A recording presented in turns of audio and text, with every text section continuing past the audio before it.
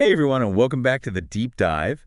Today we're going to get into something a little different, a little less mainstream, a little more under the radar. You could say that, yeah. And that is cadmium telluride solar panels, or CdTe for short. They've been kind of an indie band, slowly building up a following. I guess that makes us like the music critics, Yeah. here to review their latest album. Something like that, yeah. You know, we got a ton of messages and requests to dig into this tech, so clearly you're all pretty interested in what it's all about. Absolutely. And that's why we're here, ready to break it all down in this deep dive. Should be fun. So CdTe, I gotta admit, this is pretty new territory for me. I mean, I've heard of silicon solar panels. Those are pretty much everywhere these days. Yeah, they're the big names, the ones everyone knows. Right, exactly. But CdTe, not so much. So let's start with the basics. What is this stuff actually made of? Well, the name gives it away, doesn't it? I guess it does, yeah. Cadmium and tellurium. Now, here's the thing. These elements, on their own, they're actually kind of nasty, even toxic. Oh, wow, really? Yeah, but get this. When you combine them, they form this super stable compound that's completely safe for use in solar panels. So no, like toxic fumes coming off my roof if I decide to go the CdTe route. Nope, not at all. It's kind of like, think about table salt. Okay, table salt. Yeah. So you got sodium and chlorine, right, by themselves. Pretty bad news. Yeah, you don't want to be messing with those individually. Exactly. But when you put them together, harmless, essential even. Oh, that's actually a really good analogy. I get it now. Chemistry is full of surprises. Okay, so we know what it's made of, but why use these specific elements for solar panels? What makes CdTe so special? Great question. So at their core, both silicon and CdTe are what we call semiconductors. Okay, semiconductors. Yeah, and they've got this cool ability to convert sunlight into electricity. Right, that's the whole point of a solar panel, right? Exactly. But here's the thing. Every semiconductor has what's called a band gap. A band gap? What's that? You can think of it like an energy hurdle. Electrons in the material need to jump over this hurdle to make that sunlight to electricity conversion happen. Okay, I'm with you so far. And guess what? CdTe's band gap, right in the sweet spot for efficiency. So it's all about finding that perfect balance for capturing sunlight and converting it into power. Exactly. It's like the Goldilocks zone for solar panels. I like that. Not too big, not too small, just right. And here's another trick up CdTe's sleeve. It's what's called a direct gap semiconductor. Okay, I'm not sure I'm following here. Direct gap. It basically means it's a champion at absorbing sunlight, even better than silicon. Oh, that's pretty impressive. So what does that mean in practical terms? It means we can make CdTe panels way thinner and lighter without sacrificing efficiency. That's a good thing because... Now think about it. Lower manufacturing costs, easier transportation, less material used overall. It's a win-win. I'm starting to see why people are getting excited about this stuff. And we're just getting started. Okay, well, hold on a second. We need to talk about the elephant in the room. Which is? Efficiency. I mean, silicon seems to be the industry standard for a reason, right? It's efficient, it works. So how does CdTe really stack up? That's the big question, right? And look, silicon has a great track record. It's reliable. It's been around for a while. But CdTe, it's still got a lot of room to grow. Researchers are working on it constantly, pushing the boundaries of what's possible. So it's a bit of an underdog story, a technology with a ton of potential waiting to be unlocked. Exactly. It's like comparing, I don't know, a seasoned veteran to a rookie with raw talent. And everyone loves to root for the underdog. That's right. And sometimes those underdogs end up surpassing everyone's expectations. So are we saying CdTe could actually be better than silicon? Well, there are definitely some areas where it already excels. Okay, I'm intrigued. But like any new technology, it's got its own set of challenges to overcome. All right, before we get into the challenges, though, I think it's worth talking about perovskites. Ah, yes, perovskites, the new kid on the block. Exactly. There's been so much hype around them lately, it feels like they're everywhere. And they've been getting some pretty impressive results in the lab. But there's always a but, isn't there? There's always a but, especially when it comes to cutting-edge tech. Perovskites, they're incredibly fragile. Fragile? Like how? Heat, moisture, even sunlight itself can degrade them, which, you know, is a bit ironic for a solar material. Yeah, you'd think they'd be a little more, sun-friendly. Right. Scientists are working on solutions, of course, but for now it's a big hurdle. So it's kind of like they're super efficient in theory, but in the real world, they fall apart. It's a bit of an oversimplification, but yeah, that's the gist of it. CdTe doesn't have that problem, though, right? Not to the same extent, no. CdTe is actually known for being pretty durable. Some manufacturers even claim their panels can keep going strong, like 89% of their original performance, even after 30 years. 30 years. That's a pretty long time for any technology to last, especially in a field that's constantly evolving. It is, and that longevity is a big selling point for CdTe. It's like the tortoise and the hare, slow and steady wins the race. I like that. So we've got durability on CDT's side. What else? Well, to really understand the potential of CdTe, we need to talk about the company that's been leading the charge, the champion of this technology, First Solar. Ooh, yes, First Solar. I've definitely heard their name before. They're like the poster child for CdTe, right? You can say that, yeah. So what's their story? How did they get so involved with this technology? Well, it all started with this guy, Harold McMaster. He was kind of a legend in the glass industry, a real innovator. Okay, a glass industry legend. How do you get into solar panels? He had this vision, you see, this dream of creating low-cost, thin-film solar panels on a massive scale. Ambitious. Oh, absolutely. He actually started with silicon, believe it or not. Really? So what changed? A fateful conversation, actually. He was talking with a friend, another innovator in the solar field, and this friend suggested he take a look at CdTe instead. And the rest, as they say, is history. Exactly. That one conversation completely changed the course of his company's future. It's amazing how these chance encounters can lead to such groundbreaking innovations. It really is. And First Solar, they're not just talking the talk, they're walking the walk.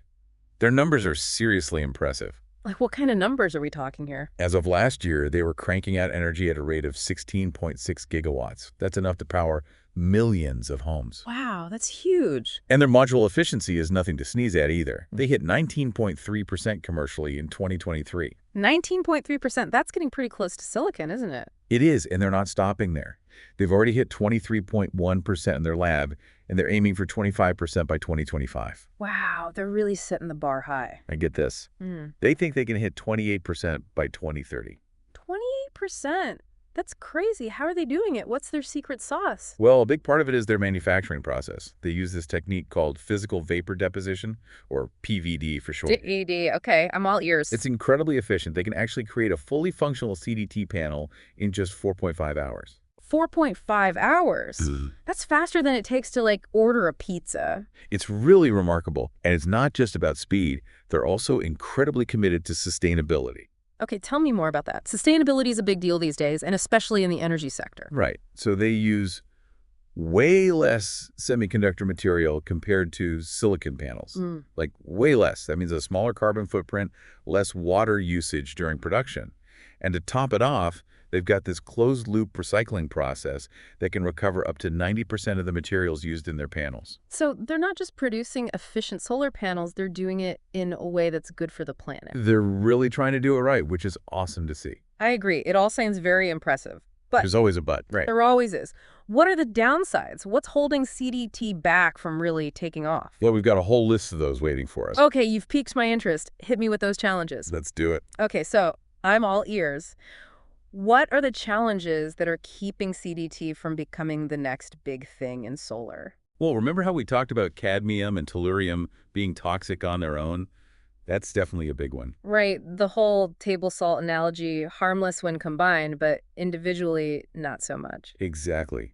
So while the panels themselves are perfectly safe to use, we have to think about what happens at the end of their life, when they need to be disposed of. Yeah, recycling. That's a big issue with a lot of tech these days. It is, and with CdTe, it's especially important. We have to make sure those toxic elements don't end up leaching back into the environment. So responsible recycling is kind of a non-negotiable here. You could say that, yeah. It's a must-have, not a nice-to-have. Okay, so that's one challenge. What else is on the list? Well, there's the issue of tellurium's rarity. Rarity? But you said earlier it wasn't particularly expensive? True. It's not about the cost. It's about the availability. Ah, I see. So even if CdTe has all these great advantages, if we can't get enough tellurium, it's going to be hard to scale up production.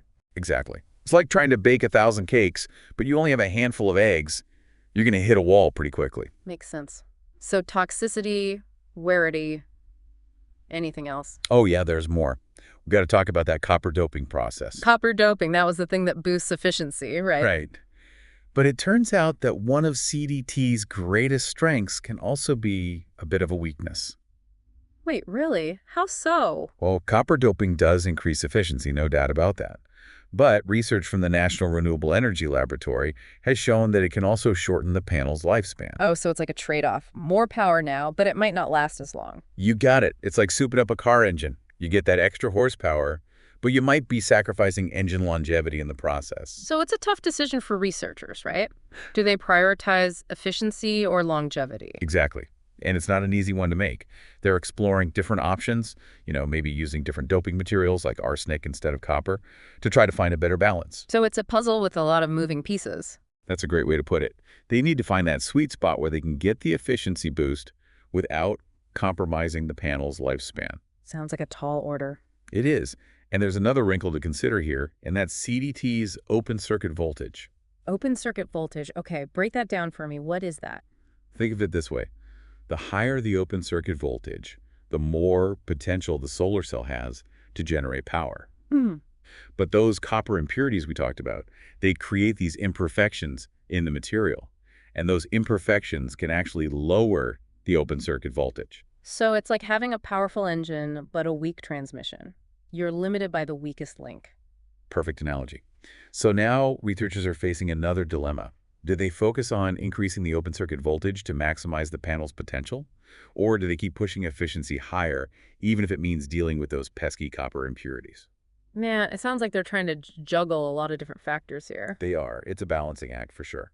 Okay, so even with all these challenges, I'm still curious about how CdTe's efficiency actually compares to silicon in the real world, outside the lab. That's the bottom line, right? How much power can we actually get out of these things? Exactly, because at the end of the day, isn't that what really matters? Efficiency is definitely key. And even with all the tweaking and doping, CdTe still lags behind silicon in terms of average efficiency. This basically means you need larger CdTe solar farms to generate the same amount of power as a smaller silicon farm. So if I'm a homeowner with a small roof, silicon's probably still the better option. It really depends on your individual needs and priorities. Silicon definitely has the edge in terms of efficiency and space requirements. But remember, CdTe has those other advantages we talked about, like the lower carbon footprint and the faster energy payback time. And the research is ongoing. They're constantly working on ways to improve CdTe's efficiency and tackle those other challenges. So it's not game over for CBT just yet. There's still hope. Oh, absolutely. The research community is super excited about its potential. One of the main goals is to boost efficiency to 25% or higher, and they're also working on ways to increase that open circuit voltage. So it's like they're trying to unlock CdTe's full potential, make it the superhero of solar energy. Love that analogy. Right. And there's a real sense of optimism in the scientific community. There was a recent paper in a journal, Solar Energy Materials and Solar Cells. They highlighted all the effort being put into integrating the latest innovations and keeping CdTe's growth trajectory on the upswing. That's awesome. But let's be real, silicon's the king of the hill right now, and it's not going to be easy to knock it off its throne. True, it's always tough to shift a market that's already heavily invested in a particular technology. People like what they know, right? But even if CdTe doesn't completely dethrone silicon, it seems like it's got a good chance of carving out a significant niche for itself, especially for those large-scale solar farms where its advantages really shine. I agree. And there's another interesting development that could shake things up even further. China's growing interest in CdTe. China. Now that's interesting. Why are they suddenly taking notice? Well, China's the world's largest producer of solar panels, and they're always looking for ways to stay ahead of the curve. And they've definitely recognized CdTe's potential, especially for those big utility-scale projects. Several Chinese companies are already investing heavily in CdTe research and production. So we could be seeing a major shift in the global solar landscape as China ramps up its CdTe production. It's a real possibility. China's got incredible manufacturing capabilities, and their commitment to renewable energy is undeniable. They could become a dominant force in the CdTe market, driving down costs and pushing it into the mainstream. This is getting exciting. We've got this underdog technology with huge potential, a champion company like First Solar pushing the boundaries, and now a global superpower entering the arena. It's like we're watching the birth of a solar revolution. It's definitely a dynamic and evolving landscape. And while predicting the future is always a tricky business, one thing's for sure. CdTe is a technology to watch. It might not be a household name yet, but it's got all the right ingredients to become a major player in the transition to clean energy. I don't know about you, but I'm feeling a lot more informed about CdTe and its potential. This has been a fascinating deep dive. I'm glad to hear that. But this is really just the tip of the iceberg. There's always more to learn. Always. So what should our listeners do if they want to dive deeper into this topic on their own? Well, there's tons of information out there about CdTe, solar panel recycling, and the future of renewable energy in general. We'll put some links to some great resources in the show notes. Awesome. And who knows, maybe we'll revisit this topic in a future deep dive as the CdTe story continues to unfold. Sounds good to me. I'm always up for a good deep dive. Me too. Yeah. Okay, well, for now, we're going to wrap up this part of our exploration. We'll be back in just a bit with some final thoughts and some food for thought for our listeners. Looking forward to it. And we're back, ready to wrap up our CdTe deep dive. It's been quite a journey, huh? It has. I've learned a lot, that's for sure. Me too. I think, at this point, our listeners are probably thinking, okay, so what does all this CdTe stuff actually mean for me? Right, like why should they care about this indie band solar panel tech? Exactly. So let's bring it home. Why does CdTe matter? Well, if you care about renewable energy at all, or sustainable manufacturing, or just the future of clean technology in general. Which, who doesn't these days, right? Exactly. Then CdTe is definitely something to keep an eye on. It's another option, another tool in the toolbox for tackling climate change. Right. And the more options we have, the better, right? Absolutely. And the choices we make as consumers, they actually do have an impact. Oh, yeah, for sure. If more people are aware of CdTe and its benefits, it could really create a surge in demand. And that could lead to more innovation, more investment in this technology. Exactly. Yeah. So by learning about CdTe, we're not just expanding our own knowledge, we're potentially contributing to a cleaner, more sustainable future. I like that. It's empowering. It is. Okay, before we sign off, I want to leave our listeners with a little thought experiment. Ooh, I like thought experiments. So imagine you're in the market for solar panels. Yeah. You're weighing your options. Okay, I'm following. Knowing what you now know about CdTe, the good and the bad, would you consider it for your own home, for your own project? That's a great question. It really comes down to individual needs and priorities, doesn't it? It does. Like, if your top priority is efficiency and you've got limited space, then silicon might still be the best choice. Makes sense. But if you're really drawn to those environmental benefits, that faster energy payback time, the potential for long-term cost savings, then CdTe starts to look pretty good. right. And let's not forget that cool factor of being an early adopter. Like being the first to discover a band before they hit it big. Exactly. You get to be part of something new, something innovative. I like that. Well, we've reached the end of our CdTe deep dive. I hope you all found it as insightful and thought-provoking as we did. It's been a pleasure diving deep with you all. Likewise. And remember, this is just the beginning. There's a whole world of information out there about CdTe, solar panel recycling, the future of renewable energy. We'll be sure to include some great resources in the show notes for everyone who wants to keep learning. Absolutely. And who knows, maybe we'll revisit this topic in a future deep dive as the CdTe story continues to evolve. I'd be down for that. Me too! Until then, stay curious, everyone, and keep those solar panels shining. And keep those deep dive requests coming. We love hearing from you. Thanks for listening to The Deep Dive.